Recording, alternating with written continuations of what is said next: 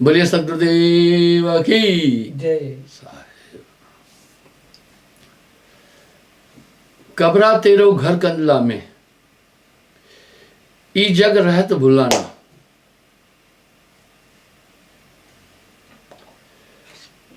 हे आत्मा, तेरा घर तो आनंद कुंड में है, लेकिन इस संसार में तुम भूले हुए रह रहे हो।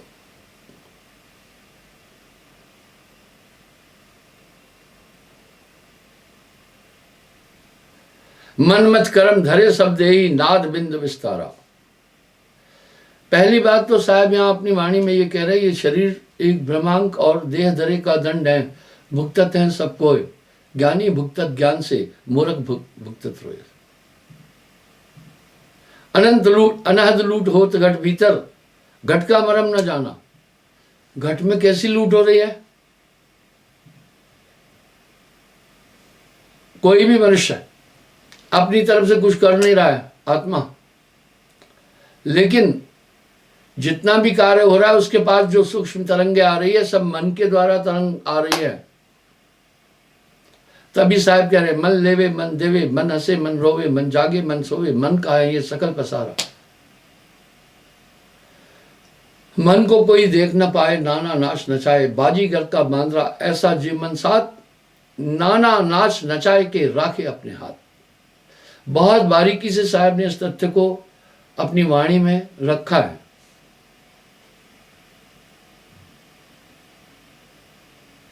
बड़ बड़ ज्ञानी मुनिवर था के पकड़ सके ना कोई। हाँ, अब यहां साहब ये शब्द भी कितना सटीक है। गण गंधर्व ऋषि मुनि और देवा सब मिल करें काल ही की सेवा। पीर पैगंबर कुतुब औलिया, मने निरंजन सबको दलिया। सिद्ध साधक और जोगी जत्ती, मन को जान न पाए रत्ती। जाए निरंजन माय समाए, आगे का कोई भेद न पाए। उसके आगे भेद हमारा, जानेगा कोई जानन हारा। कहे कबीर जानेगा भाई, जा पर कृपा सदगुरु की हुई। ये कितना बड़ा रहस्य, आदमी चौंकेगा।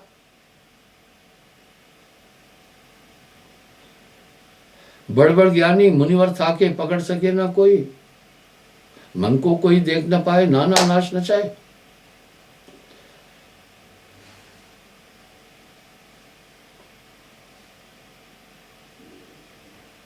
वरुण कुबेर पुरंदर पीपा आदि प्रहलादा, हरना कुश नख नख उधर विदार तिन्हु काल न रखा। जब ये सब चीजें आ जाएगी तो आदमी ये सोचेगा ये क्या है, कबीर कौन सी बात बोल गया। ये कबीर कितनी बड़ी शख्सियत था। दरअसल कबीर इतनी बड़ी शख्सियत था, मैंने एक उदाहरण पहले भी दिया। मुझसे ये सवाल किया गया, बड़े बड़े ऋषि मुनि सिद्ध साधक हुए, आप उनका कोई जिक्र नहीं कर रहे। जिन्होंने घोर तपस्याएं की, आप एक कबीर साहब कोई पकड़े हैं? बिल्कुल ठीक है। मैं कहा भाई कबीर साहब मां के पेट से ही नहीं आए, उनकी रज भी रज की देही नहीं थी। कहा ये तो दंतक कथा है, कबीर पंथियों ने बनाई हुई है। मैंने कहा मगर जाकर देखो, आपको एग्जाम्पल मिलेगा। साहब की वाणियों में ये हजारों जगह पर बात आ रही है। हरना कृष्ण उधर विदारो तनहु काल न रखा, गोरख ऐसो दत्त दिगंबर नाम देव जय देवदासा। उनकी खबर कहत नहीं कोई, कहां क्यों है वासा।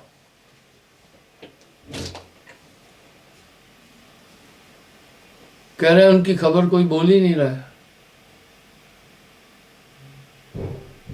कि वो कहां वास किए हैं। चौपड़ खेल होत घट भीतर, जन्म का पासा डारा हो। चौपड़ में पासा डलता है बार बार इस आत्मा को। यह आत्मा बार बार नाना जन्मों में कर्मानुकूल निर्मित हो रही है। जी पड़ा बहुलूट में, नाकश लेन न देन। केवल ज्ञान कबीर का बिरले जन जाना। दम दम की कोई खबर न जाने, कर न सके निर्वारा। पांव पलक की सुध नहीं, करे कल्प की आस। पानी माही घर किया, सो कस मरे प्यास। तो बंधुओं, जीव बड़ा लूट में, ना कुछ लेन न देन। जब चौपट खेलते हैं तो सारी हाथ में होती है और पत्ता होता है। ऐसा ही खेल हो रहा है इस शरीर के अंदर। ये जीव बड़ा भाव लूट में, आत्मा बहुत बड़ी लूट में है। ना कुछ लेन न देन, आत्मा को किसी से कुछ लेना देना नहीं है।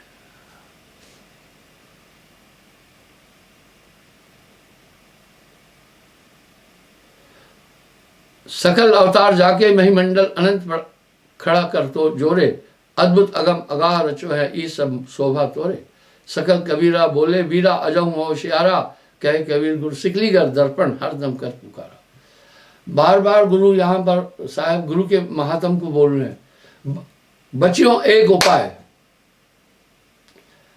और कोई उपाय नहीं है संसार सागर से बचने का। साहब करें सार नाम को उपाय के।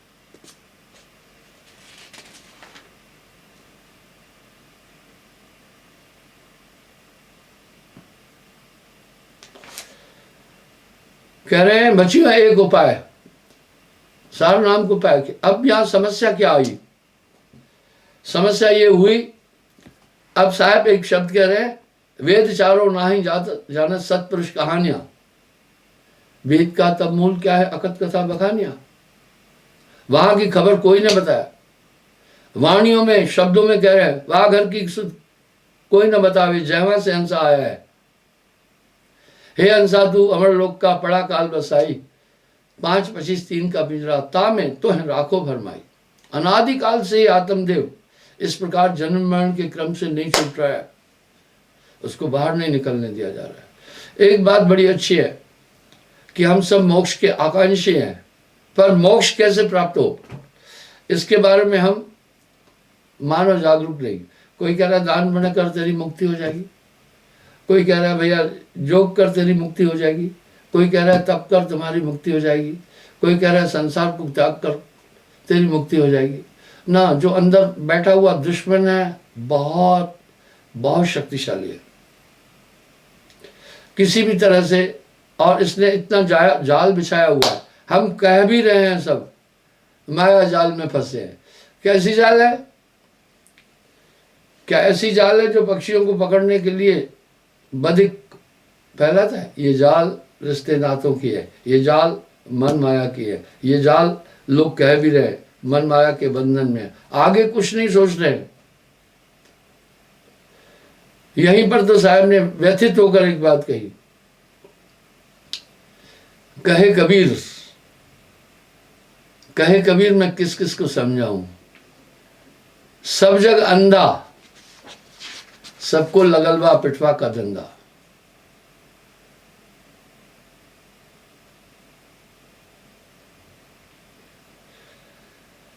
काम क्रोध तृष्णा के माते बूढ़ में बिन पानी। वाह, कह रहे काम क्रोध लोभ मोह की तृष्णा के कारण बिना पानी के डूबा हुआ है आदमी।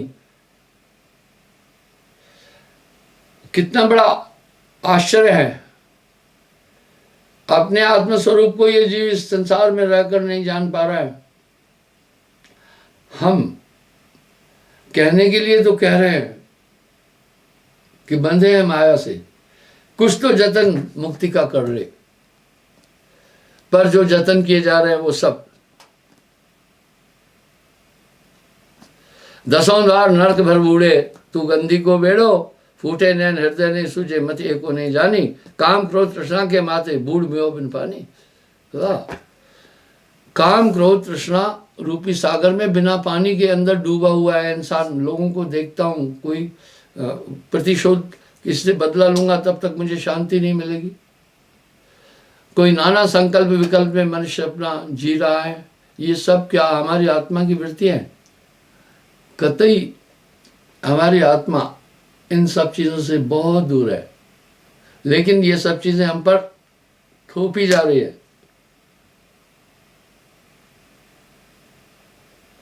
जो जारे तन होए भसम दुर, गाड़े क्रम किटकाई खाई। हाँ, इस शरीर के लिए थोड़ा सोचो तो सही। मौत के टाइम अगर इसको जला देते हैं तो भस्म हो जाता है। कोई गाड़े, कोई अग्नि लगाए, गाड़ दो तो इसको कीड़े खा जाते हैं। या तन का कछ गर्व न कीजिए, जलबर होती छारा। फिर ये 4 दिन की चांदनी, फिर अंधेरी रात। हम आप बूढ़ों को भी देख रहे हैं, झुर्रियां पड़ जाती है, कमर टेढ़ी हो जाती है, 4 दिन की चांदनी फिर अंधेरी रात। लेकिन आदमी जितना इस शरीर के पालन पोषण के लिए समय लगाता है, एक पल भी वो आत्मा के लिए नहीं लगाना चाहता है।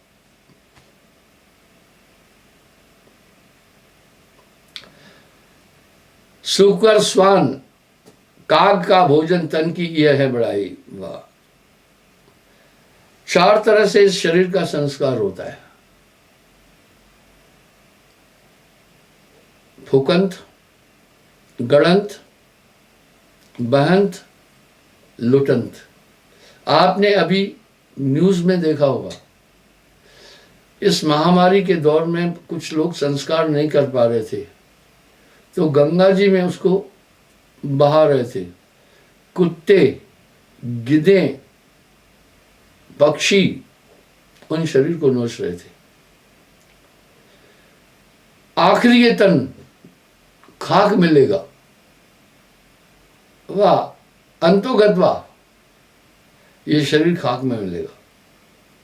फिर ये कैसा, या तन का कुछ गर्व न कीजिए, जरबर होसी छारा।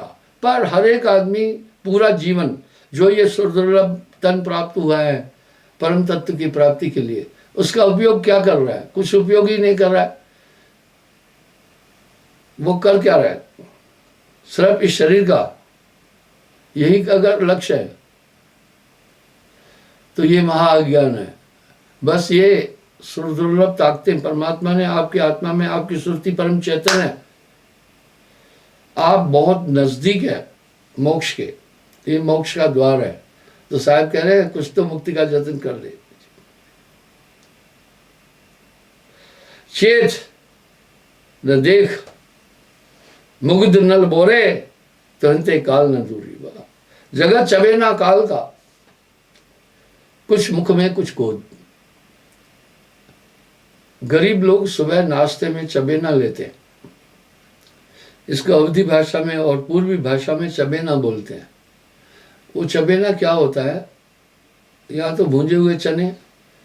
पहले हर गांव में एक भड़ भूंजा था, हर गांव में एक तेली था, हर गांव में एक लोहार था, हर गांव में बढ़ई होता था, हर गांव में ऐसे लोग होते थे। तो भड़भूंज क्या करते हैं? भूंज लोग भट्टी जलाते हैं सुबह, लोग उनके पास जाते हैं, कोई मक्की का दाना लेकर, कोई चना लेकर, वो उसको भूंजता है, थोड़ा हिस्सा ले लेता है, वो इकट्ठा करके फिर बेचता है।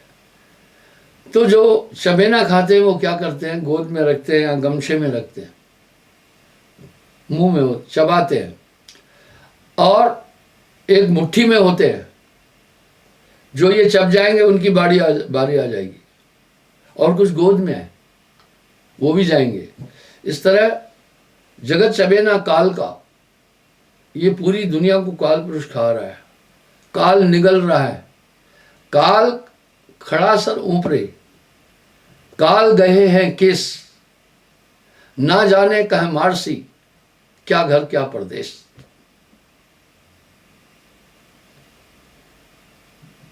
कोट जतन कर यह तन की अंत अवस्था दूरी। चाहे कोई कितना भी यत्न करे, लेकिन आखिर ये तन खाक मिले, वो दूर नहीं है समय। माली आवत देखकर कलियन करी पुकार, फूले फूले चुन लिए कल बारी आए हमार। आखिर इंसान क्यों नहीं सोच रहा है? वो अंदर बैठा हुआ शत्रु सोचने नहीं दे रहा है। वो ये सोचने नहीं दे रहा है कि हमें दुनिया से जाना है। बस अगर इंसान अपनी मौत को नजदीक देखे, यही याद रखे, तो आधी दुनिया छूट जाती है वहीं पर। इसलिए मुक्ति का जतन कोई मनुष्य नहीं कर पा रहा है। मैं आया संसार में, फिरा गांव की खोर, ऐसा जीवड़ा ना मिला, जय लीजिए फटक पछोड़।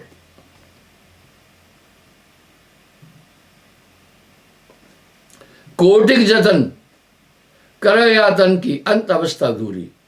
करोड़ों जतन क्यों नहीं कर लो, धूल ही बनेगा ये। बालू के घरवा में बैठे चेतक ना आया ना, बच्चे लोग बालू का एक घरौंदा बनाते हैं। वो हमने भी बनाया है। पुराने जमाने में बच्चे क्या खेल खेलते थे, ये खिलौने फुलौने थे ही नहीं।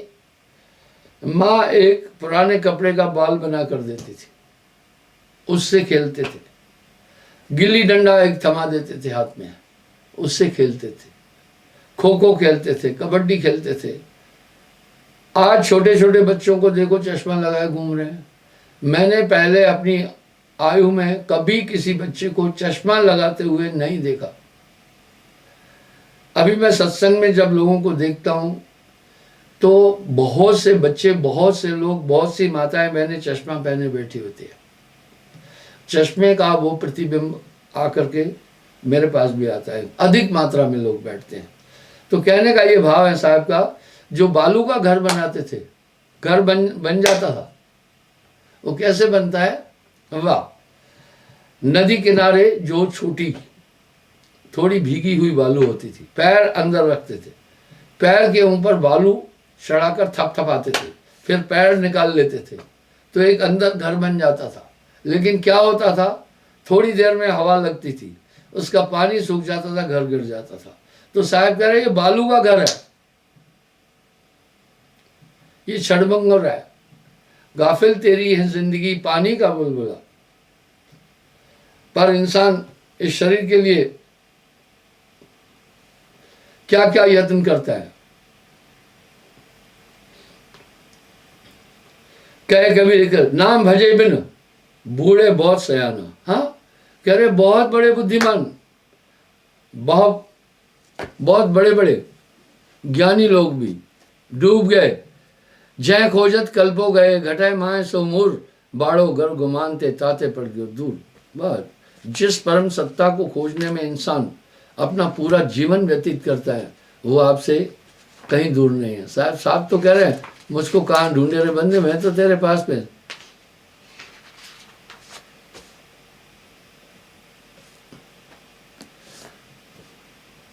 नर को नहीं पड़ती तुम्हारी, झूठे बनिश कियो झूठा जो पूंजी समझ मिलहारी। क्या पूंजी? इंसान श्वासाएं कर्मानुकूल गिनती की लाता है। एक दिन में 24,608 श्वास, 21,608 श्वास इंसान लेता है। साहब ने आखिर श्वासा के सुमरण को इतना महत्व क्यों दिया है? श्वास श्वास प्रभु सुमर ले, वृथा श्वास ना खोए, ना जाने कि श्वास में आवन होए ना होए। क्योंकि श्वासा शरीर की ऊर्जा है, हमारी आत्मा श्वासा में मिल गई है। श्वासा 9 नाड़ियों में पहुंचकर पूरी 960 कोठों में बॉडी में पहुंची है। जब इंसान श्वास का सुमरण करेगा, सुमरण श्वास और श्वास का। और साहब तो कह रहे हैं इंडा के घर पिंगला जाई, सुखमन नीर रहे ठहराई। अब श्वासा को नीर भी कहा। ओहंग सोहंग तत्व विचारा, बंक नाल में किया समारा। मन को मार गगन चढ़ाए, छूटा कलमल यही अलेखा। हमारी आत्मा इसके अंदर रमी हुई है, मन और माया के अंदर। अब यहाँ साहब एक चेतावनी और सहज शब्दों में क्या करें, जो तिलमा ही तेल है, तिलों में सर्वत्र तेल है पर दिखता नहीं। जो चकमक में आग, चकमक पत्थर में आग है पर उसकी अनुभूति नहीं हो रही है। तेरा साईं तुझ में है, जाग सके तो जाग। अब साहब क्या करें, जो कभी डोर बांध बाजीगर अपनी खुशी परा रही। अब जैसे बंदर को बाजीगर, कभी बंदर को कहते हैं गांठ बांधकर गले में अपनी हिसाब से नचाता है। मैं आपको, और प्राचीन काल में यही चीजें बहुत होती थी। एक बाजीगर आया, उसके साथ एक बंदर था, साथ में डमरू था, बहुत छोटा था, मैं देखा। तो पहले बाजीगर ने जोर से डमरू बजाया। डमरू क्यों बजाया? लोगों को अपनी ओर आकर्षित करने के लिए। साहब की वाणी बड़ी तार्किक है। लोग इकट्ठे हुए, इकट्ठे कौन हुए? बच्चे होते हैं। बड़ों को पता है, बड़ों के लिए खेल तमाशा नहीं है, पर बच्चे खेल तमाशा करते। उसने बंदर को बुशर्ट पहनाई हुई थी और टोपी पहनाई हुई थी। उसने साथ में 2 मूड़े रखे हुए थे। उस बाजीगर के साथ एक और उसका हेल्पर भी था। जब सब बच्चे और कुछ बड़े भी कम बुद्धि वाले होते हैं, वो सब इकट्ठे हुए, बाजीगर कमेंट्री देने लगा, भाइयों मेरा बंदर बहुत होशियार है, आपको मैं बंदर का करिश्मा दिखाता हूं। बंदर ये अभी ससुराल जाएगा। पुराने जमाने में जब इंसान ससुराल जाता था, कहीं जाता था, पता है क्या करता था? ये बैग की प्रथा नहीं थी। स्कूल में हमने मिडिल स्कूल तक जो पढ़ा, वहां तक पुराने कपड़े का माँ एक झोला बनाती थी, उसमें कॉपी किताब रखते थे। आज की तरह बड़े बड़े बैग नहीं होते थे, और उसको लेकर हम स्कूल चले जाते थे। आपको आश्चर्य होगा, मैं मिडिल स्कूल तक नंगे पांव घूमा हूं। गांव में लोग नंगे पांव घूमते। फौज में भर्ती होने से पहले मैंने बनियान नहीं पहनी थी। मैंने कभी मोजे नहीं पहने थे। फौज में भर्ती होने के बाद जब वहां मोजे पहने और बूट पहना, मुझे काफी उससे किल्लत होने लगी। तो प्राचीन काल में ऐसी स्थिति थी, बड़ा सादा जीवन था और खर्चे बड़े कम थे। आदमी इतना परेशान नहीं थे रोटी के लिए जितना आज है। तो जी बंदर को, तो पुराने जमाने में जब लोग ससुराल जाते थे, लाठी हमेशा अपने साथ रखता था आदमी। लाठी के हैं बहुत गुण, सदा राखिए संग, सदा राखिए संग। झपट कुत्ते को मारे, कुत्ता लाठी वाले के पास नहीं आ सकता है। दूसरा क्या होता था, नदी नाले में अंग डूबन नहीं पाए। लोग नाले को कैसे क्रॉस करते थे? मांस को गाड़कर छलांग उस तरफ लगाते थे। लाठी के हैं बहुत गुण, सदा राखिए संग। तो उस लाठी में फिर क्या करते थे, एक जोड़ा कपड़े का बांध लेते थे पीछे और उसको टांगते थे। लाठी कंधे पर रखकर चलते थे। यह है ससुराल जाना।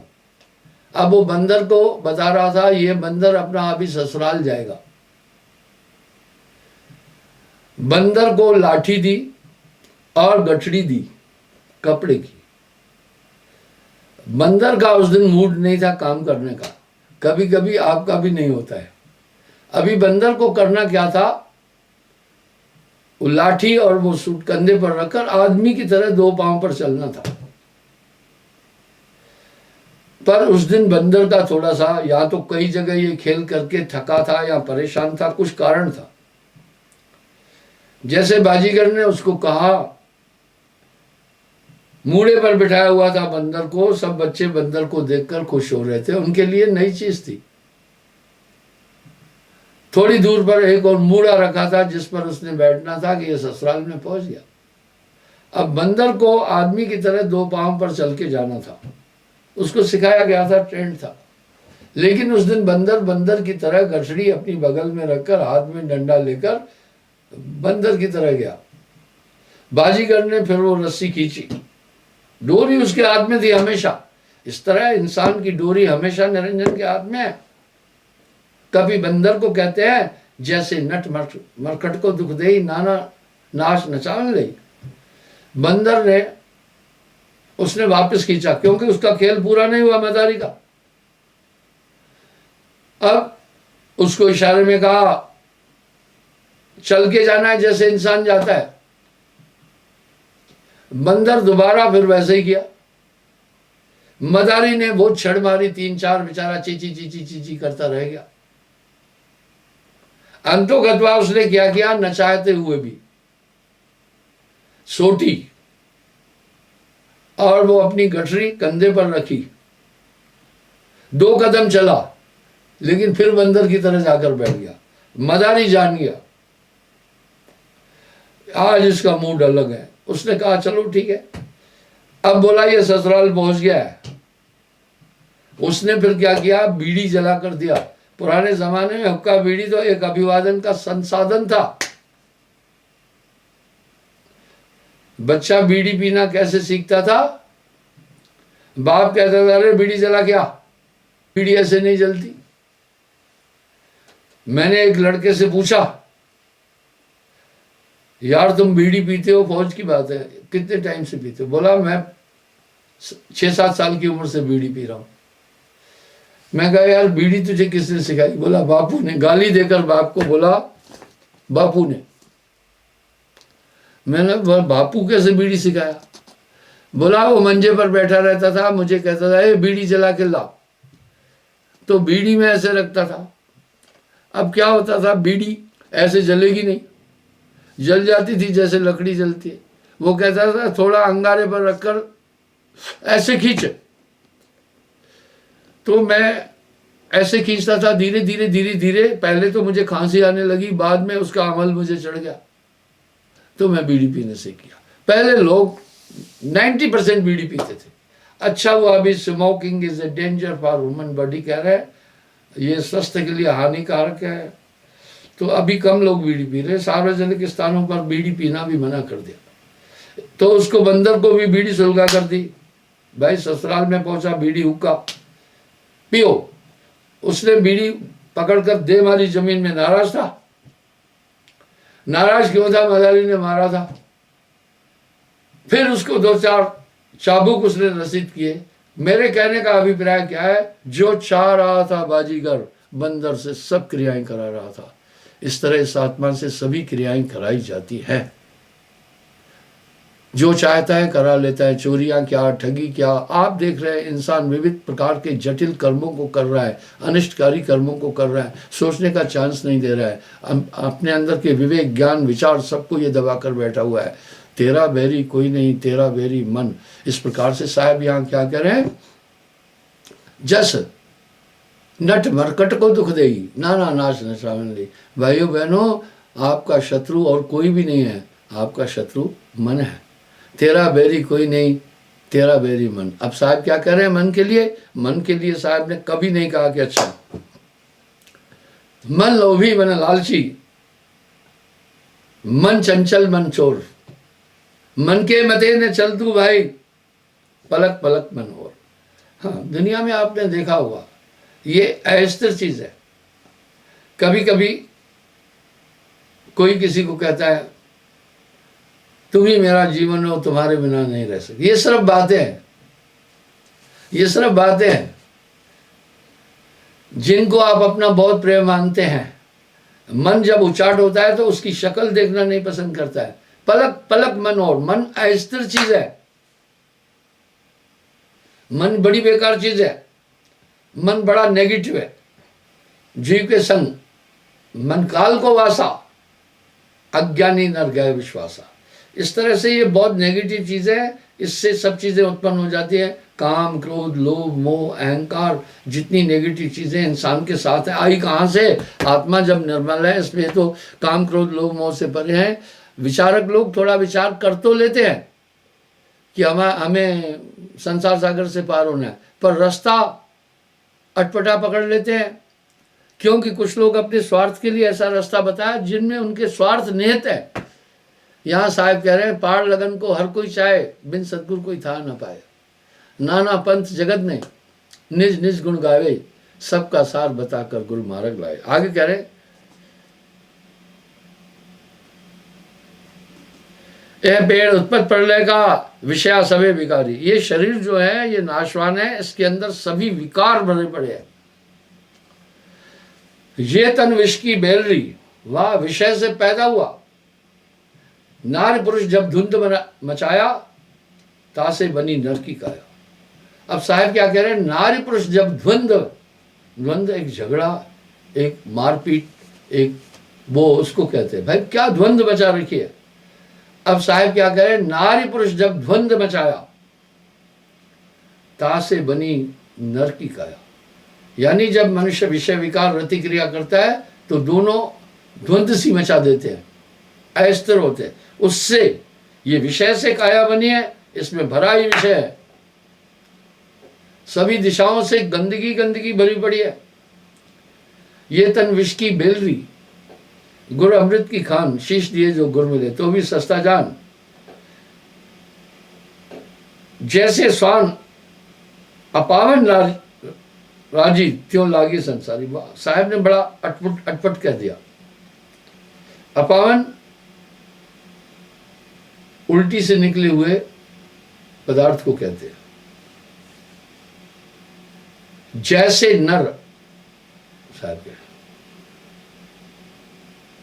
जैसे नर उल्टी करे, स्वान स्वाद संग खाई। जैसे मनुष्य उल्टी कर देता है, वो तो अपावन था पदार्थ, कुत्ता उसको बड़े स्वाद से खाता है। अब यहां साहब क्या करें, जैसे स्वान अपावन राजी, त्यों लागा संसारी।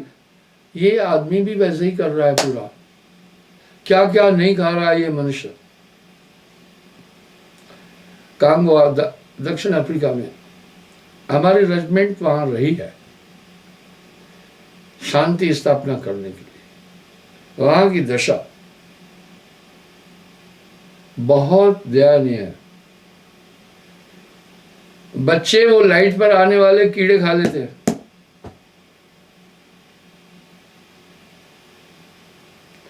मेरे एक साथी ने मुझे बताया, वो गया था वहां, इसी प्रकार ये जीव देखो क्या क्या नहीं खा रहा है।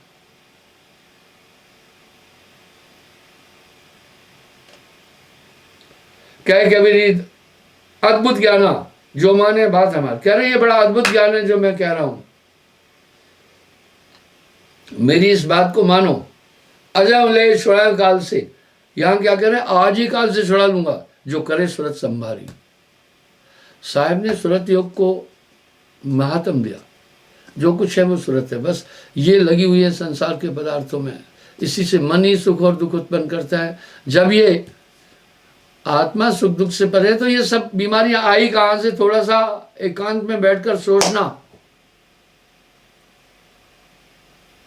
संभलो किस योग न जाए चला। ये बहुत बड़ा अवसर नहीं चला जाए। अभाग्य मानव तन पाया, इस देह का कर्तव्य केवल खान है या पान है, यही समझ है मूर्खता, यही महाज्ञान है। ये क्यों हुआ, संगत से गुण होता है, संगत से गुण जाए, बांस बांस की मिश्री एक भाई बका। हम बचपन से ही देखते हैं, माँ बाप यही कर रहे हैं, चाचे ताए यही कर रहे हैं, भाई बहन यही कर रहे हैं, तो हम सोचते हैं यही जीवन का लक्ष्य है। अब यहाँ साहब कह रहे एक दो ही होए, वाह एक दो ही होए ताए समझाऊं, सबई बुलान बा पिटवा के धंधा, कहे कबीर मैं किस किस को समझाऊं, सब जग अंधा। अब साहब क्या कर, आ जाऊं ले छुड़ाए काल से, कह रहा आज ही काल से छुड़ा लूंगा जो करे सूरत संभाली। बस ये सूरत संभालना है, श्वास सूरत एक हो जाती है। सदगुरु जब रास्ता देता है तो ये पूरी जाल से बाहर निकाल लेता है। साहब का शब्द ऐसा है, सटीक है, वो नाम की ताकत, उसके बिना हृदय कभी भी शुद्ध नहीं हो सकता है। वाह, आगे साहब कह रहे हैं औषध रूपत रहे ताकि वेदन जाए। थोड़ा सुमरण बहुत सुख, सुमरण जरूर करना, सकल सिद्ध सुमरण के अंदर है। ऐसा ही नहीं कह रहे हैं जब तब संयम साधना सब सुमरण के माँ है। कबीर जाने संत जन सुमरण समकश ना है। ये चलते फिरते उठते नाम कुमारी नान का चढ़ी रहे दिन रात। जैसे जैसे नाम में आनंद आएगा। आप कोई भी नशा तो देखो ना भाई, शराब जब पीता है बड़ी कड़वी लगती है, लेकिन जब नशा आ जाता है तो वाह क्या बात है, उसका स्वाद अलग हो जाता है। ये तो आदत मिट्टी की चुटकी की भी रख दो, अगर 4 दिन खाने के बाद नहीं मिलेगी ना तो उसके लिए भी परेशान हो जाएंगे। आप नहीं देख रहे हैं कुछ बच्चे मिट्टी को खाते हैं, और जब मिट्टी को खाते हैं माँ बाप मना करते हैं लीवर कमज़ोर हो जाएगा, लेकिन तो भी वो खा लेते हैं। इसी प्रकार से नाम का नशा जब चढ़ जाएगा तो दुनिया के सब नशे उतर जाएंगे। नाम खुमारी नानका चढ़ी रहे दिन रात, ये सुमरण अद्भुत है। ठाड़े बैठे पड़े उताने, कहे कबीर में उसी ठिकाने, खावता पीवता जागता सोवता, कहे कबीर रहे माए। बस क्या करना है, श्वास सूरत एक डोरी लाए। आप तो काम कर रहे हैं, काम करते हुए सोच भी तो रख रहे हैं ना। आप बाजार जा रहे हैं कुछ सामान लेने, पाँव चल रहे हैं, लेकिन कुछ ना कुछ आप चिंतन करते हुए भी तो जा रहे हैं ना। बस वो चिंतन ना हो, आप सुमरण करते हुए जाना, खाते पीते जागते सोते हमेशा। ये सुमरण आपको बहुत लाभ देगा। हृदय पकड़कर नाम का झाड़ू सफा कर हुजरे दिल को, आपके लिए अभी सभी चीजें नजदीक आ चुकी है। नाम मिला तो सब मिला, अंतर रही न हेत, मनसा वाचा कर्म ना साहेब सदगुरु एक। जब वो ताकत आ जाती है तो हृदय शुद्ध होने लगता है, स्वाभाविक। आप पानी में सिर्फ फिटकरी छोड़ देते हैं। प्राचीन काल में जल की शुद्धि का एक ही साधन था, हल्की सी फिटकरी डाल देते थे। फिटकरी क्या करती थी, जो धूल के कचरे के छोटे कण थे उनमें विस्फोट कर देती है। ऐसे वो आंखों से नहीं दिखते हैं। फिटकरी डालने के बाद उनका स्वरूप नजर आ जाता है। फिर वो तले में बैठ जाते हैं, छान लेते हैं। पानी पीजिए छान के, गुरु कीजिए जान के। इस तरह नाम अंदर विस्फोट करता है। नाम हृदय की शुद्धि करता है। नाम बिना हृदय शुद्ध ना होई, कोटिन भांत करे जो कोई। ये चलते फिरते भी करना, खाते पीते भी करना, बस चिंता तो सतनाम की, और न चितवे दास, जो कुछ चितवे नाम बिन वही काल की फांस। ये सुमरण अनूठा है, पर मन को आदत है इधर से उधर भटकाना। बड़ा स्थिर चीज़ है मन, अस्थिर है, इसलिए पकड़ो इसको, मन को छोड़ो मत। मन अगर मन किसी चीज़ के लिए जिद भी कर रहा है, मन करता है जाने दे, मन कहता है जाने दे। गहके राग शरीर, उतरा पड़ा कमान से क्या कर सकता तीर। बस मन जागे मन सोवे, मन लेवे मन देवे। इस पर पूरी पूरी नज़र रखना। आप जिस चीज़ का ध्यान करते हैं तो आपकी वृत्ति वैसे नहीं बन जाती है। यहाँ साहब क्या करें, एक मिलत प्राण हर लई, बिशरत एक मिलत दारुण दुख देई, बिशरत एक प्राण हर लई। वाह, एक मिलत दारुण दुख देई। अगर सांप मिल गया, शेर मिल गया, भयावह जानवर मिल गया तो कितना बड़ा दुख मिलता है। लेकिन जो अति प्रिय आपका बच्चा है, भाई है, कोई भी है, बिछड़ता है तो दुख होता है। इस तरह से एक लगन लगानी है सुमरण में, गुरु चरण में, काम बहुत जल्दी निपट जाएगा। कल मैं पुनः हाजिर हो जाऊंगा साहेब ने।